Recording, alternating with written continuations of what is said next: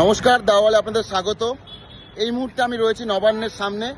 নবান্নে বেশ কিছুক্ষণ ধরে এখানে কেন্দ্রীয় বাহিনী চলে এসছে এবং শুধু নবান্নের বাইরে নয়, এই মুহূর্তে নবান্নের মধ্যে কেন্দ্রীয় বাহিনী তারা কিন্তু রয়েছেন। প্রত্যেকটা গেটের সামনে কেন্দ্রীয় বাহিনী আপনারা দেখতে পাচ্ছেন। এবং যে ছবি আপনাদেরকে দেখাবো, যে যারা বেরোচ্ছেন তাদেরকে কিন্তু ব্যাগ চেক করা হচ্ছে, সেই ছবি কিন্তু আমি দেখাবো। ব্যাগ চেক করার পর তারপরে কিন্তু ছাড়া হচ্ছে।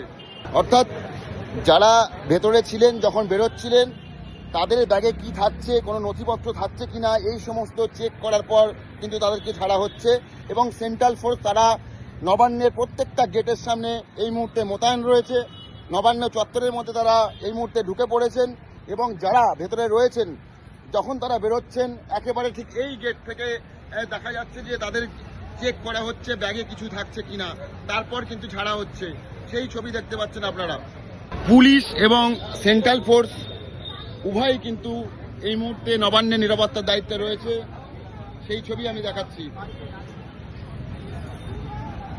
অর্থাৎ নবান্নে এই মুহূর্তে সেন্ট্রাল ফোর্স প্রত্যেকটা গেটের সামনে মোতায়েন করা রয়েছে। পাশাপাশি কলকাতা পুলিশের তরফ থেকে যারা বেরোচ্ছেন তাদেরকে কিন্তু চেক করা হচ্ছে, ব্যাগপত্র তারপরেই ছাড়া হচ্ছে।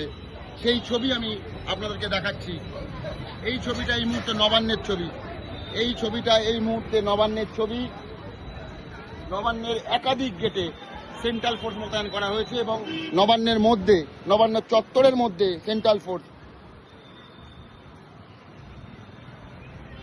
অনেকে মনে করছেন যে নিরাপত্তার কারণে এই সেন্ট্রাল ফোর্স, তবে ব্যাগ যেহেতু চেক করা হচ্ছে তাতে মনে করা হচ্ছে যে নবান্নের কোনো নথি যাতে বাইরে না বেরিয়ে যায়, সেই কারণেই এই সিদ্ধান্ত বলে মনে করা হচ্ছে। এই মুহূর্তে যারা ছুটি হয়েছে যাদেরকে, তারা যখন বেরোচ্ছেন তাদেরকে কিন্তু লাইনে দাঁড়াতে হচ্ছে। লাইনে দাঁড়িয়ে ব্যাগ দেখাতে হচ্ছে।